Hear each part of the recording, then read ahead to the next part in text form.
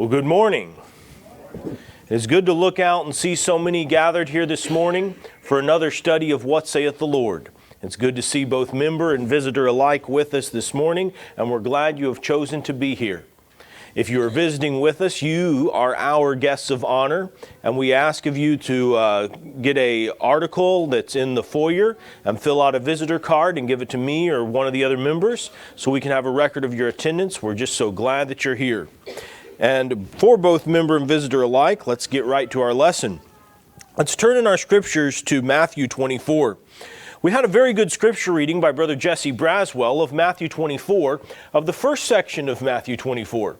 And the first section of Matthew 24 is the prediction that Jesus has, or the prophecy Jesus has, that very soon the temple would be destroyed. The people came to him, the apostles came to him and said, "Look at all these stones, aren't they, this temple, isn't it so wonderful?" And Jesus says, "There's coming a time where you won't have one stone upon another. The temple will be destroyed." And he says that will happen. He says that, and in verse 3 it says, as he sat on the mountain of Olives, the disciples said to him privately, "Tell us, when will these things be?" That's the first question. Second question, "And what will be the sign of your coming?" That's the second question. And then the third question, "What's the end of the age?" I find it interesting that in Matthew chapter 24, he answers all three of those questions in the same order they asked him. And I find it interesting that in Matthew chapter 24, it's not just all about the destruction of Jerusalem. It's not just all about the end of the age, but it's all about him answering their questions. And if you'll look throughout Matthew 24, we're going to summarize fairly quickly at the beginning of the lesson and then get in depth. He basically says that there will be wars and rumors of wars and challenging things that they will face in the first century right there. And he says that will happen, and that's in verses 3 through 10. And he uses the phrase over and over, these things will happen, these things will happen. Verse 2 and such. And then he talks about the idea that that immediately after this tribulation, the sun will be dark and the moon will not give its light and the stars will fire from heaven. And then when you read on to verse 36, he says, "But of that day," the day when heaven and earth will pass away, and he says, "But of that day no one knows." Later on in verse 36, he says, "Not even the angels in heaven, but my Father only." And so we're going to notice that there's a difference in the first half of Matthew 24 and the second half of Matthew 24. And so we need to ask ourselves the question, in Matthew 24, is it all about the past or is it all about the future? You have some people that are premillennial and say it all refers to one thing. And then you have another group that they believe in realized eschatology, big fancy word that means they think everything happened in AD 70. The whole chapter is about AD 70. That comes by various terms. Some people call that preteristism, and you have different phrases for that. But let's look at the scriptures, and let's look at some things. In verse 24, chapter 24, verses 6 through 7, it says this, "You will hear of wars and rumors of wars. See that you are not troubled, for all these things must come to pass, but the end is not yet." To me, that sounds clear. When I read that, it sounds like he's telling them that they're going to hear about a lot of wars. Wars will happen, rumors of war will happen, but it'll happen in their era. And as they hear of this, these things must happen, but that doesn't mean it's the end of the world. Often what we will hear today from premillennialists and those that believe in the rapture theory is that Jesus will come back after a whole bunch of modern day warfare. There are some people that have even made statements in their writings that would say that the period from AD 33 to 70 was, quote, "not particularly marked out with wars and natural disasters." That's from one of their writings. But that does not clearly make any sense with someone who studied history. When you look at the writings of Tacitus, it says in his discussion on the period of January through March of AD 69, that's the year before 70 AD, he writes in the Histories, chapter 1, section 2, "I am entering into the history of a period rich in disasters, frightful in its wars, torn by civil strife, And even in peace, full of horrors. 4 emperors perished by the sword. There were 3 civil wars. There was more with foreign enemies. There was often wars that had both foreign and domestic at once. And then he goes on to say, yes, there was some success in the east, but disaster was in the west. There were disturbances in Illyricum. Gaul, that is modern-day France, wavered in its allegiance. Britain was thoroughly subdued and immediately abandoned. The tribes of Suefe and the Sumatra rose in concert against us. The Diocens had the glory of inflicting as well as suffering defeat. The armies of Parthia were all but set in motion by the counterfeit Nero. Now, too, Italy was prostrated by disasters, either entirely novel or that recurred only after a long succession of ages. And so Tacitus continues to write of all sorts of wars. He says in his discussion of the period from September through December in AD 69, in the book The Histories, chapter 3, and verse 46, he says, about the same time, the country area of Germany suffered from the generals and mutations of legions. The assault of the enemies of that were all but overthrown the power of Rome. He says, of this war and its origin and issue, it lasted long. And then he says, there was also in motion a people which never could be trusted called the Diocens, which now that our legions were withdrawn from Moesia, had nothing to fear. They quietly watched the opening of campaign, but when they heard that Italy was in a blaze of war, and that the, quote, this is writing of the histories in Tacitus, the whole army was divided against itself. They stormed the winter quarters of the auxiliary infantry and cavalry, and occupied both the banks of the Danube. We know that river. They were then preparing to destroy the camp of the legions, but the 6th legion was set against them, for he knew the victory of Cremona and feared the double pressure of barbarian power and the Dacians in Germany invading Italy from opposite sides. Page 253 and 254. A little later, now listen, remember, we have people in our society today that say all these wars and rumors of wars in Matthew 24, 6 through 7 must be future. But listen to all the wars that they're going on here. All the nations were equally restless. And then, quote, while the worldwide convulsion, the imperial power, while it was changing hands, the conduct of Antonius after the fall of Cremona was by no means as blameless as before. The Roman invasion of 43 was carried out for Roman legions under the command of Plautius, a body of about 25,000 men if the legions were at full strength. The 9-year guerrilla war, that does not mean animals fighting young people. Guerrilla warfare means tactical warfare where they're not lining up in battle lines. The young people need to know that. But he said that type of war was when the Caratacus deified the Roman armies in guerrilla warfare for 9 years, but was finally captured and brought to Italy with his family to grace another great triumph. Trevor states on page 413. In the year 61, should I go on? I guess I will. In the year 61, a furious insurrection broke out against Britain, which threatened to sweep away every trace of the Roman supremacy and restore the island to its original independence, Giles writes on page 98. The enraged Britons defeated a Roman legion, razed 3 chief Roman towns, and he gives the names in the source, and then are said to have massacred 70,000 Romans and allies. Now, we're talking about war after war after war. I could read on. There's wars in Batvia, the Batvian revolt of AD 69 to 70. This was chiefly a rebellion with the Roman army itself, states on page 481. Though Germanic tribes were involved as well, Tacitus writes, civil war in Rome itself from AD 69 to 70, after the death of Nero, the empire was plunged into civil war concerning, well, who's going to be Nero's successor? Who's going to follow that bad guy? Rome was drowned in a sea of blood between competing factions. Tacitus writes in the Histories, Volume 4, Part 1, when Vitellius was dead, the war had indeed come to an end, but peace had not yet to begun. Sword in hand, through the capital, the conquerors hunted down the conquered with merciless hatred. The streets were strewn with carnage. The squares and temples reeked with blood, for men were massacred everywhere as chance threw them in the way. The leaders of the party, so energetic in kindling civil strife, were incapable of checking the abuse of of Victory, page 266. Continuing on, G.R. Driver writes, they followed each other in rapid succession, each outdoing the other in wickedness. Fadus was better than Alexander, but he had two sons, Judah and Hezekiah, who were provoked 3 uprisings against his authority, Felix, AD 52 through 60. You hear all this over and over. And then Florus in AD 64 through 66 began more wars even before AD 69 and 70 that was involved in warfare.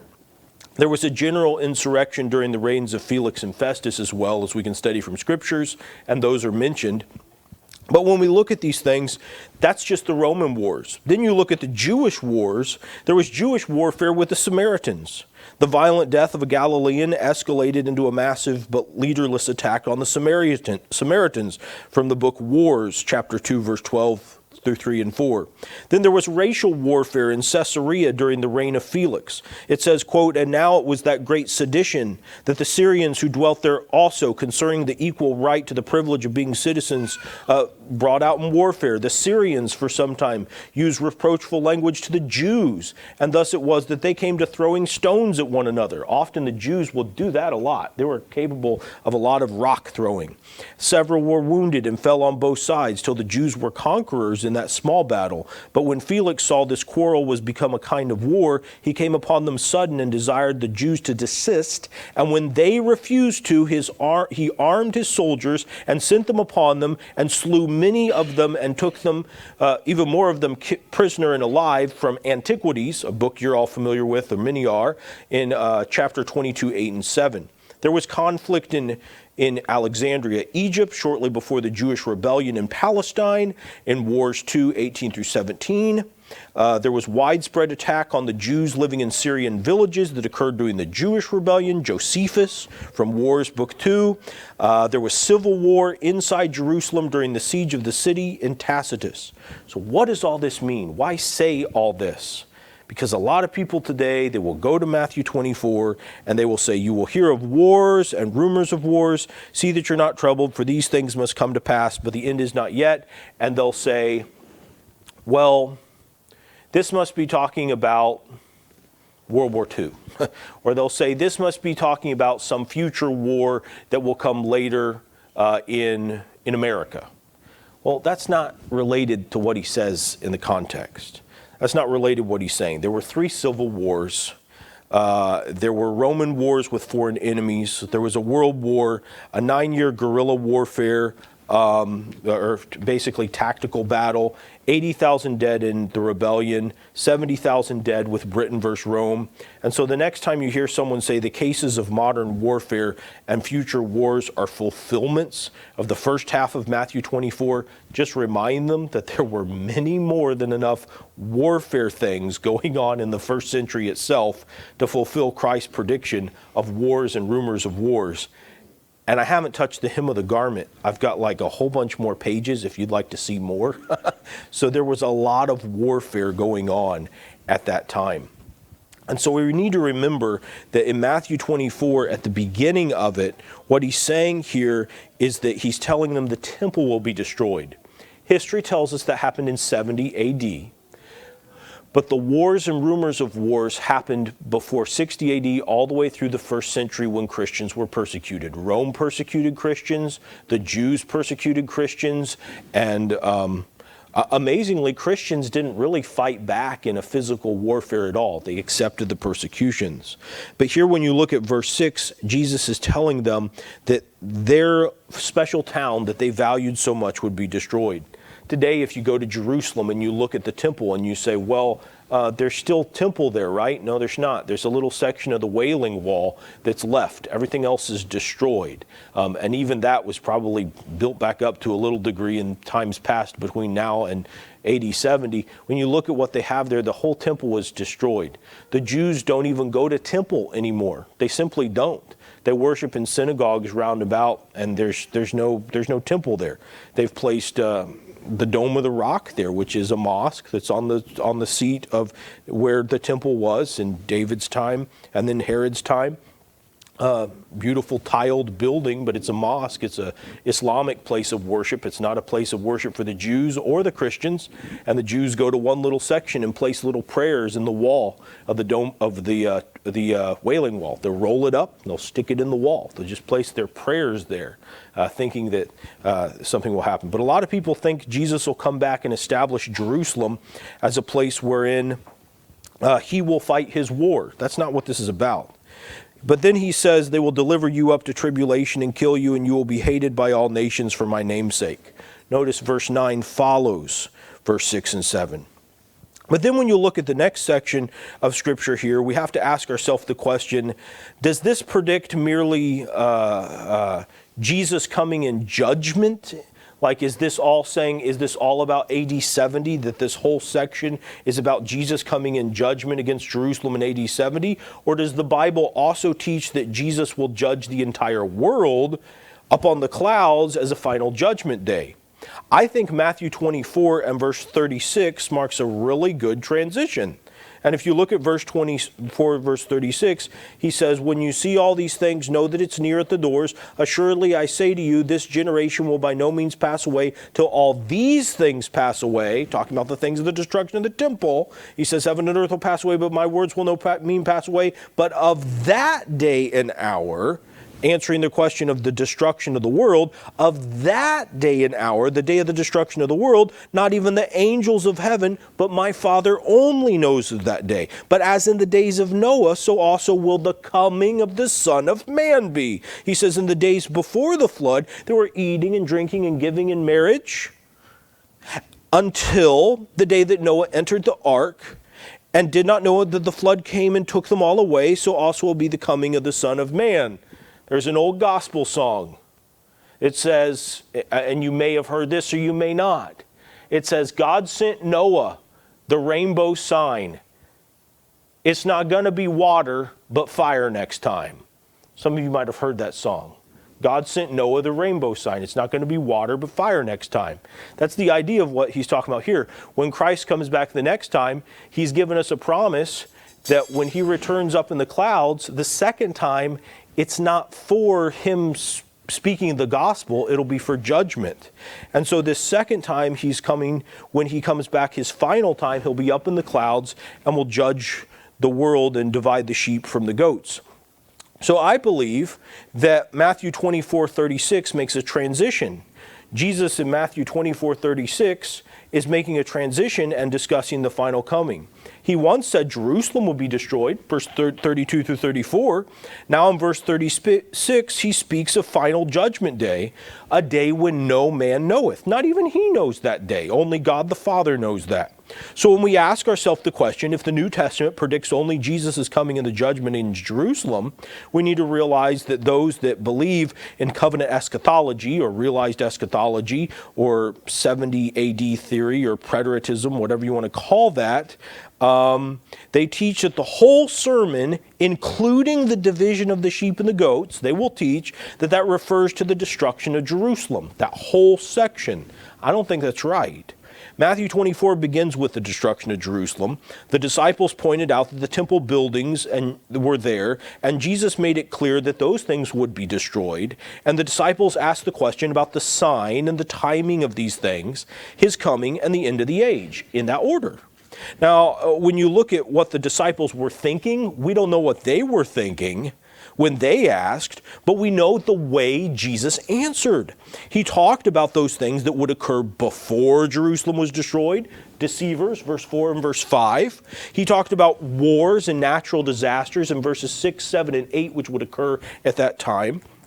And he talked about the gospel. He talked about persecution and discouragement in verses 9, 10, 11, 12, and 13. And then the gospel being preached in the whole world. We could go to verse 14 and read that. That's interesting. He says, and this gospel of the kingdom will be preached in all the world as a witness to all the nations, and then the end will come. Well, that's kind of interesting. He talks about the gospel being preached, and then he explained what the sign was. He made it clear to them that when they saw a great abomination in the temple, that they should flee to the mountains, because horrible tribulation was imminent. And he says, talks about when you see the day of abomination of desolation, which was spoken to you by the prophet Daniel, you will know that the time is getting nearer. Deceivers would capitalize on the catastrophic claiming that the Messiah was secretly appearing. In the verses 23 through 27, a lot of type of people would basically say, see, Jesus is, he's here. Hurry up, Jesus is here, but that's not the case. Jesus was pictured as Jerusalem was pictured as an animal that the vultures would devour, verse 28. Yes, when we see these things that would happen in their generation, there were many, many things of doom that would happen. But Matthew 24:36 makes a transition. It changes the tone of what he says. And even in some Bibles, even some of the ones that even have been written by non-brethren, will paragraph it fairly simply. My Bible doesn't have it perfectly accurate as far as the way the editorial teams do it, but it does say in chapter 24, 1 through 2, that that's the prediction of the destruction of the temple. And then later in verse 36, no one knows the day or the hour. They got that part right. And so for a lot of that is important. But when he makes the transition, he's discussing the second coming, or what I like to call the final coming. I like to call that the judgment. In Matthew 24:36, he's talking about his final arrival. He says that Jerusalem will be destroyed within their generation, but look at verse 36. Now, that's the word he uses. He says, now, he's speaking of an event that, verse 36, no one will know when it will happen. Okay? So earlier he spoke of those days, verse 19, verse 22 and 29. Now, of that day and hour, 42, 44, 50, and 25, 13, Jesus says that the signs would be as evident as the leafing of a fig tree, verse 32 and 33. But now there would be no sign, verses 39 through 37 through 39. Jesus spoke of a cataclysmic period, Luke 21, 25 and 27, in would you make a cross-reference. And so now he's speaking of a different thing. Now some would say, well, you go to Luke and he uses things from both sides of that. So they say, well, so Matthew 24 can't be referring to two different events. Oh, that's not the case. A lot of people will line up a lot of texts that have similar language and try to figure that out. I think the best way to do this is look particularly at what he's saying in Matthew 24 and focus heavily on his specific answer to them in that way. Luke 17:22 through 37 refers to the second coming of Christ. There are only two statements in the text that were used in the half discussing the destruction of Jerusalem in Matthew 24 and 25. And that is where, I believe it's the phrase that says where the vultures are, or basically where the, I think it says something like where the carcass is, there the vultures will be gathered. So that is used in that text. So someone says, well, what's a judgment about? What's the significance of that? Well, before we talk about the judgment, let's talk about this. Oops, if I can power it back up again, there we go. The first half, Jerusalem in, destroy their generation, those days, there. And then the second half, the world's in. That's how it talks about that. Total surprise to all. We know that Jesus is not coming to set up an earthly kingdom in Jerusalem. We know that. And we know that from three words. Three words. What he said on the cross. It is finished. Can we make it more simple or plain than that? He came to do what God told him to do. Any type of discussion on premillennialism or on the rapture or any discussion like that, you just ask the person you're studying with, did Christ die in vain? And what were Christ's very last words on the cross? Into thy hands I commit my spirit. I'm committing my spirit to you, God, because I said on the cross, it's finished. My job to preach the gospel and establish the kingdom has been set up. It's done. I did my work that you told me to do, and I commit my spirit to you, Lord, because it's finished. I've done what I'm supposed to do. Hebrews will talk about the idea, I don't know if I have it on the board, but it's the passage of Scripture that says, for Christ came first for the gospel, but for the second time apart from that, he comes for judgment. The second time Christ comes, or the final time he comes, will be apart from salvation. He's not coming back to try to save us. That's what we're doing now through the mode or medium of preaching. We're trying to get people to be saved because he's given the message. He's given the message to the apostles. He's talked about salvation. And now for us, we recognize that what he's saying is he's coming back. But when he's coming back, he's not coming back to say, oh, let's make sure we go tell everybody about the gospel. He's coming back for judgment. So now we know Jesus is not coming to set up an earthly kingdom in Jerusalem. See all these commentaries on the board, Barnes, Robertson, Nida, Holo, Lumby, Finland, Lesher. All these say that when you look at Acts 17 and you look at what Acts 17 is talking about, that nowhere in that verse where it says that let's just turn there so you'll see where I'm going with this. Go to the 31st verse of Acts 17, so you know where I am.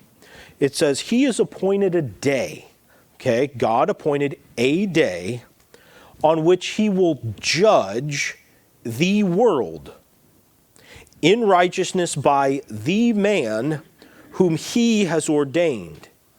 God the Father has given assurance to everyone by raising Jesus, or him, from the dead, and coming upon all men to be judging all men, not just Jews. This is not just about Jerusalem. The judgment in Acts 17 is saying that at the end of the world, Jesus is going to judge everybody. He's not going to set up a rapture. He's not going to have some sort of battle. He's just going to judge. When the end of the world happens, we recognize the power here. 1 Thessalonians 5, 1 through 11, no advance warnings, for he shall come as a thief in the night, right? No advance warnings there, in which the elements shall melt away and the earth shall pass with fervent heat. In 1 Thessalonians chapter 5, verses 1 through 13, the apostles didn't know it. In Hebrews chapter 9 and verse 27, he says this is near as death. And someone says, well, what do we say when we say, well, we're nearing judgment?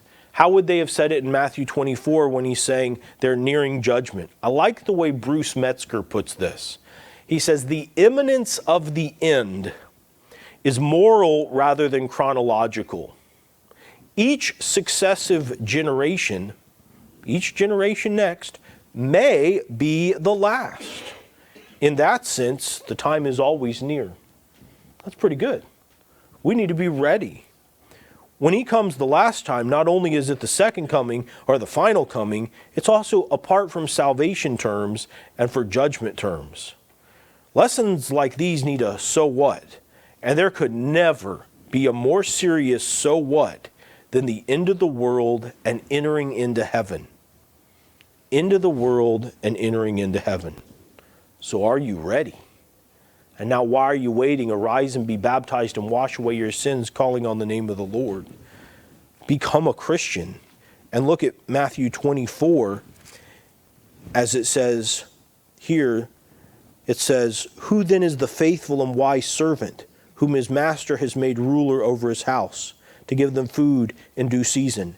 Blessed is the servant who the master, when he comes, will find so doing. And then he says, in chapter 25 and verse 31, when the Son of Man comes in his glory and all the holy angels with him, then he'll sit on the throne of his glory, and all the nations will be gathered before him. The king will say to those on his right hand, come, ye blessed of my Father, enter into the kingdom prepared for you from the foundation of the world. So Matthew 24 is an important chapter. It tells us what happened at a certain time when the temple was destroyed. It tells us to prepare for the end, and then it tells us one day the end will come. And if you're ready, then you'll be able to go to heaven. Wouldn't you come while we stand and sing?